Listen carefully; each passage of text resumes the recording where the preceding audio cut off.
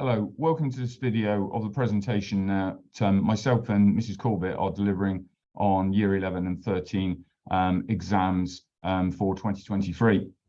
And I need to give a couple of explanations to start with. We put Year 11 and 13 together because we are conscious of the fact that when Year 13 were in GCSEs, they didn't actually go through a formal examination process. So an awful lot of the stuff that we are delivering to the Year 11s is also going to be pertinent to the Year 13s, having not gone through that exam experience already. And there are two parts to this video. I'm delivering part one, and that's going through just the context and how we expect exams to be graded, and some basic things that hopefully students can do to make an impact in terms of those examinations. But the far more useful part is going to be Miss Corbett's, which is part two, and she looks at study skills, revision, and links to exam boards. So if you're only going to watch one of the videos, turn off now and go to Miss Corbett's. I won't be offended. Hers is going to be infinitely more useful. But one of the things I just wanted to go through with people is ultimately just the context that these exams are taking place in, because there's an awful lot in the news about what is happening with exams as we go forward. So I'm going to share my screen with you. And some of you may have seen headlines such as this: GCSE and A-level grades to fall to pre-COVID levels in England. And if you read that headline, and if you read the editorials that go around it, it talks about the exams becoming harder again. And that obviously means that students going into it start thinking to themselves, oh, you know, this is going to be tougher on me than it has been historically for other years. Some headlines which kind of actually give a better view of what's happening. So exams head back to normality in 2023 from the gov.uk website. And lastly, from Schools Week, ministers confirm exams and grading plans for 2023. Grades will return to pre-pandemic standards, but with soft landing protections and exam aids in some subjects. So to give you a context of where all of this comes from, in 2019, which was the last time we had exams which were not affected in some way, shape or form by COVID, the actual pass rate for English 4+ was around 68%. That's students gaining 4+ in both. In 2020 and 2021 with CAGS, it had gone up to 72%. Now, there's two reasons why it had gone up. In 2020, teachers were asked to predict the grades. There were no examinations, and we were in full expectation that the government would then put a formula and apply it and bring them back down to the 68%. Well, that formula was the famed algorithm that they released on the A-level results initially, which devastated the grades and was completely unfair. And he abandoned that, and that therefore those kind of CAG grades that schools had predicted were not moderated by anyone. So the grades went up, and it followed a similar pattern in 2021.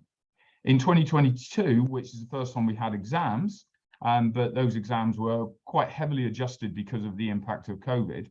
They were slightly down on the results we had in 2021, so not quite back down to the 2019 levels. And I'll go through the outcomes for the IB for Year 13, but it's a very similar pattern in terms of the way that they want. Now, the government for GCSEs is going to want the return to pass rates to 2019 levels, so I expect the overall national pass rate to be at 68%. And for IB, it's slightly different because IB don't work on quotas. And what I mean by quotas is that essentially GCSE grades are not given on the ability to meet a particular aptitude. It's about each year, a set number of grades are given at each grade point. So every year, the top 3% students get a grade 9, and the 20% top students get a grade 7 in each subject. And it doesn't actually matter if you get 100% to get the grade 9, or in a year where less people are getting that grade, they get 90%. It's just about being in those top 3%. So ultimately, the same number of grades are given each year in those little grade points, except for the last couple, or in 2020 and 21, where because of the generosity and the way that the algorithm didn't get put into effect, there were more at each level because they had just gone with centre assessed grades. And at that point, there isn't that national kind of sticking everyone into particular quotients. Now, with the IB in Year 13, it's different. And the reason it's different is simply the fact that the IB does not work on these quotas. IB works on the skill level that you actually attain. So if you fulfill all the criteria for a grade 7, which is the highest grade in IB, you will get a grade 7. It doesn't matter if everyone else in the world does exactly the same thing. They will give 7s to everyone in the world. So with IB, it's different in the fact you just need to reach a particular aptitude level.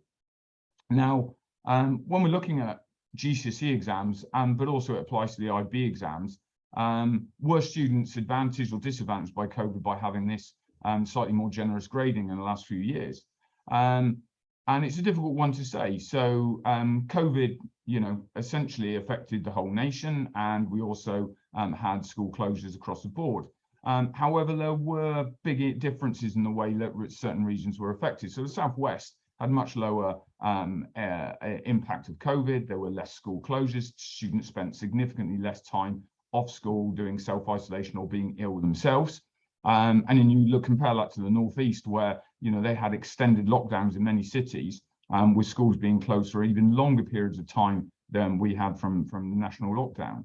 And you can see that essentially you could argue that students in the Southwest were advantaged because they had a reasonably normal education, yet they still had extra generosity in the exam. And the schools in the Northeast were still disadvantaged even with the extra generosity in exams because their experience of COVID was even greater. It's impossible to say. So essentially the grade boundary movement did not make the system fair. It just meant the same proportion of students nationally were passing, but it didn't mean that the right students were passing necessarily. So I think we've got to establish the fact that if students are going into these exams with 2 years of uninterrupted study, it's going to be a fairer system across the nation. Now, in terms of IB, so we looked at the way the GCSE results have been affected. This is the kind of IB. So in 2019, the IB world average subject grade was 3.95. That went up to 4.22 and then 4.45 in 2021. And then in the first year back of exams, it went to 4.09. So as you can see, the IB have already got virtually all the way back to what their 2019 figures are. So I'm not expecting huge changes in terms of the IB predicted grades. The difference with the IB is they were much quicker to act than GCSE and A levels were. And for 2021, they released amended assessment materials right at the start of the academic year. So when the students were doing those 2022 exams, it wasn't a case of suddenly finding out in February and March what content wasn't going to be examined. They had known that right from the start of the academic year. So the exams are slightly different in 2023 because there is going to be more content examined than there was in 2022, and we're getting much closer to the 2019 levels.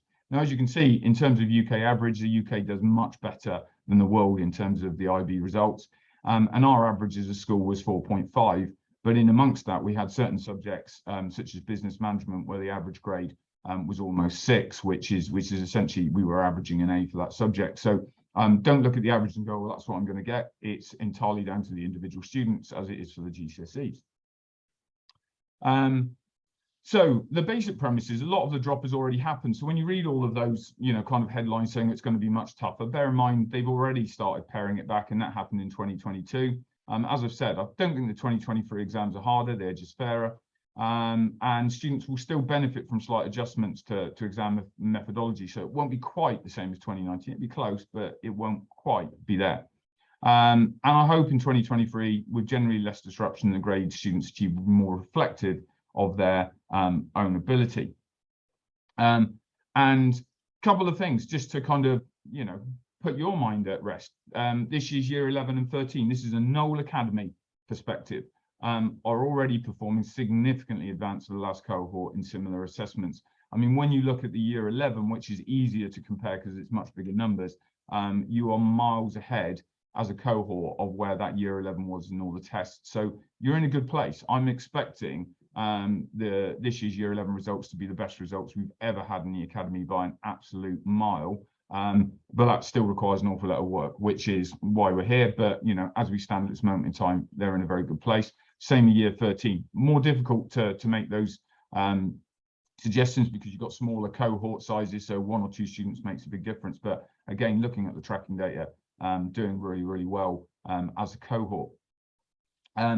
Now, a few things that essentially make a big difference, and Mrs. Corbett's going to pick up on most of these. One is attendance, one is lifestyle, preparation, and then the performance. And Mrs. Corbett's going to generally pick up on the bottom 3, but I just want to mention one thing about attendance.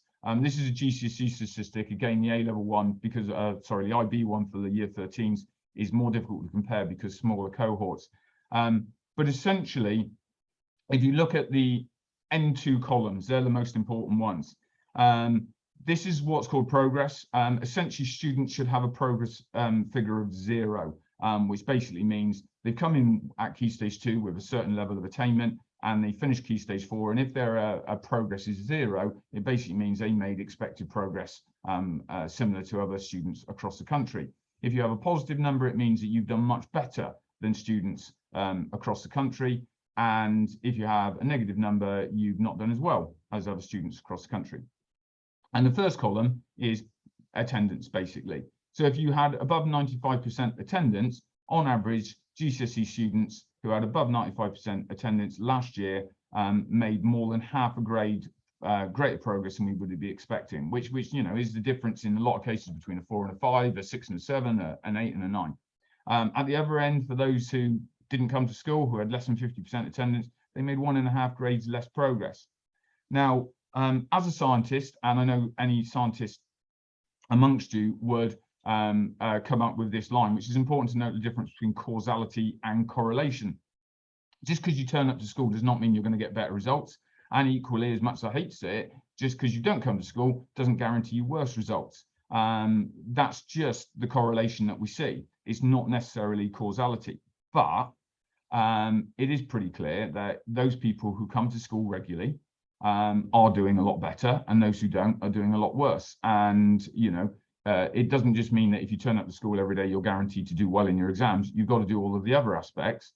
But being at school makes a huge difference. And I know I have badgered people about their attendance, but that's the reason why. Students who come to school are doing significantly better. And ultimately, I do still genuinely believe that if you're in front of a teacher, you will get a lot more out of it than home study. The whole premise of home study is not to start learning new content, it's to go over what you've been taught by your teachers and make sure you're able to understand it and to make sure you can apply it into certain settings. But it's your teachers who will go through and make sure you have a good understanding to put you forward into those exams. So that attendance is absolutely crucial.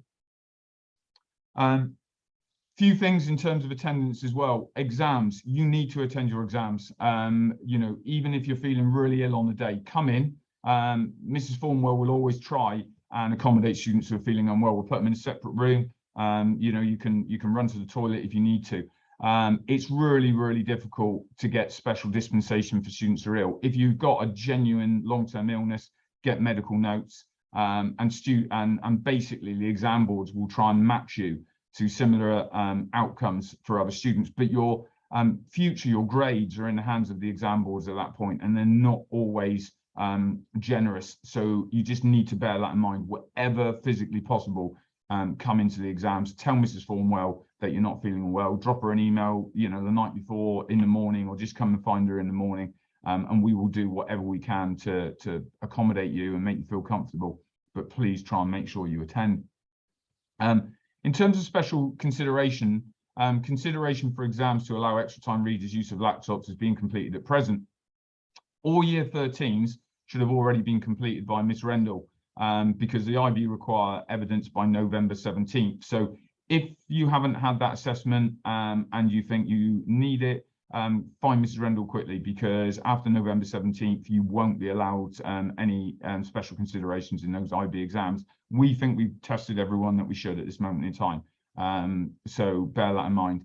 Year 11 is a lot more flexible, and it's already started, but they've been completed this academic year. A couple of things on special considerations. They've toughened it up massively. It used to be the case that we could just put in a special consideration and we would immediately get given 10% or 15% extra time. JCQ have really tightened up and needs an immense amount of evidence to support any of those applications. So it's not us who decide. The evidence has to go to JCQ and they make a decision on what it has to be. And the general rule, it has to be normal working practice. So if, for example, you want a laptop in an exam, but you're not using a laptop in every single lesson, then it will be rejected. So please bear that in mind. We can't just, you know, configure something for the exam which hasn't been normal working practice up until this point. Special consideration around individual examinations will be applied for by Ms. Formwell. But that special consideration is low. And what I mean by that is if for example, you have a relative who dies, you know, the day before an exam and you come in to do the exam, we will apply for special consideration. There's no problem with doing that. We do it all of the time. But bear in mind that the amount that they give students is about between 1% and 3%. So it won't be the difference between failing an exam and getting a great grade. It might just make a tiny little thing around an exam boundary. So still let us know, but don't bank on it for making a massive change. Now, we've got some tests coming up at the moment in November. And we've got maths and English kind of formal mocks on November 15th and 16th. And they're in the Oaks. But if I'm being brutally honest, the ones that we're doing in November in the Oaks for maths and English are to give students an initial experience of being in the Oaks theatre and doing exams in proper exam conditions.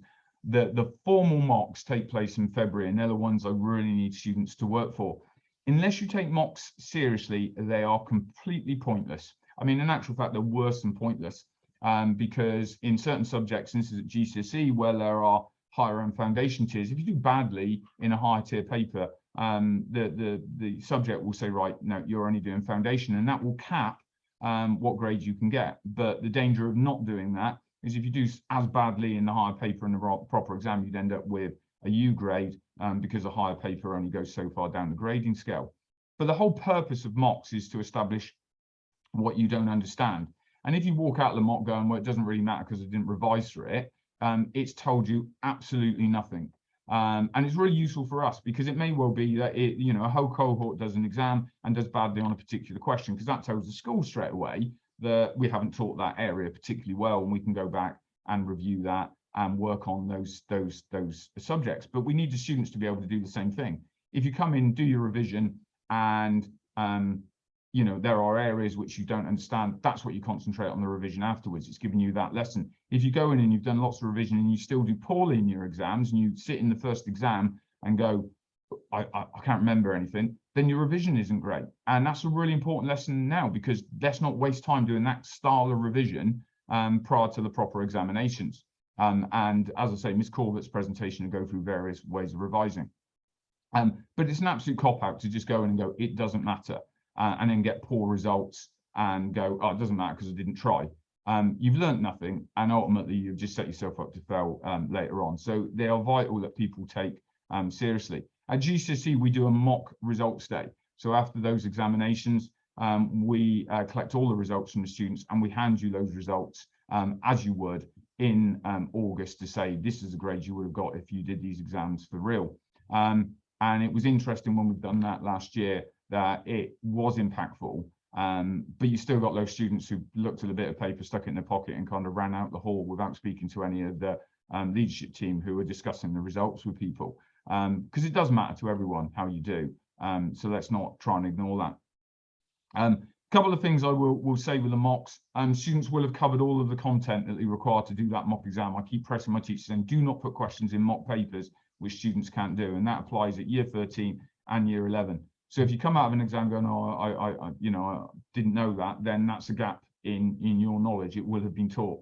So bear that in mind. That's something that you need to go back to your teacher and say, I really don't remember any of that. Your teacher will then go through where it is.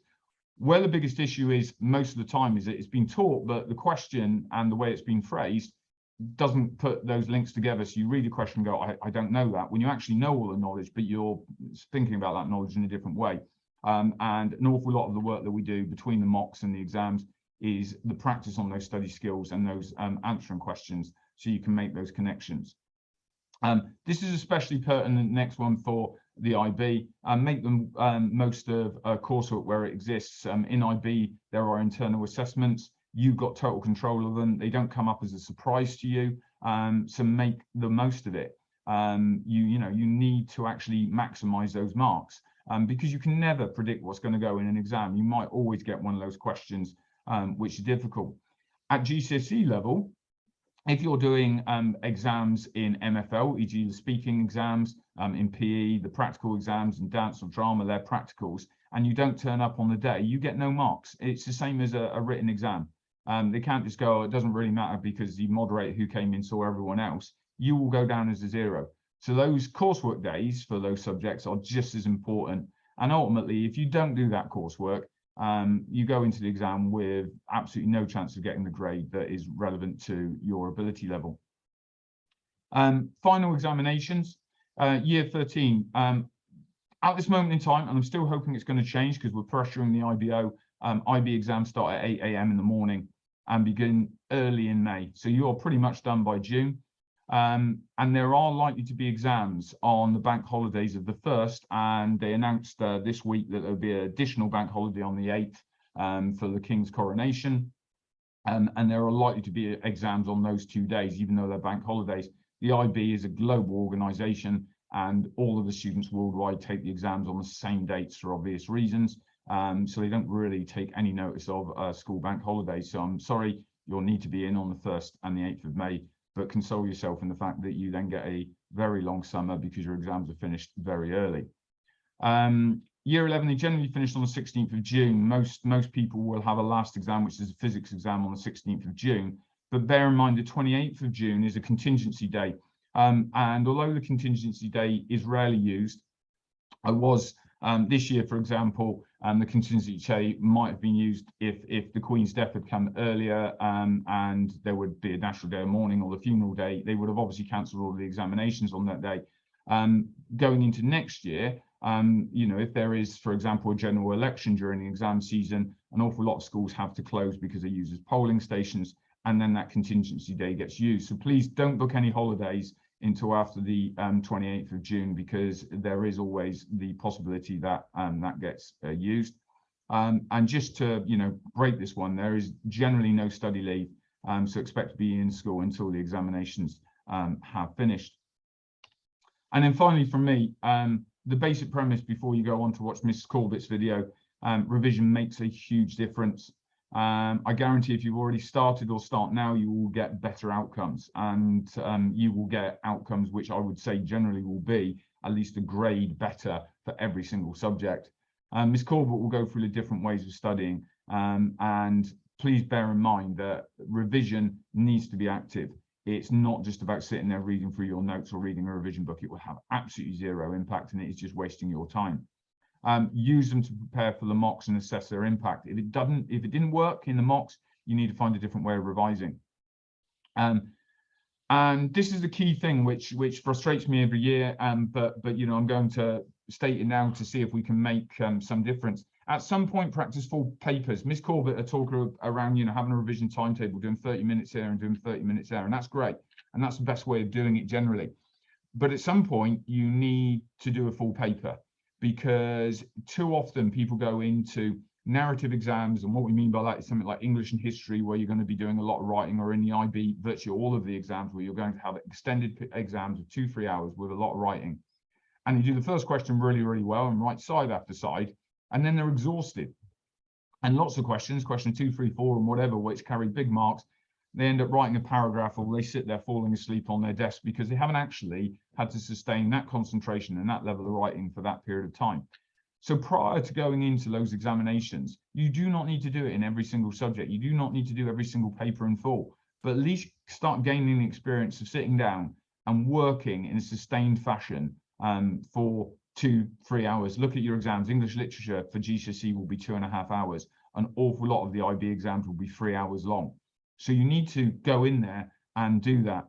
If you are preparing for a marathon, doing 26 1-mile runs is not good preparation for running 26 miles. It'll make you much fitter at running 1 mile, but you'll get to about the 2nd or 3rd mile mark and your body will go, hang on, we don't usually run this far.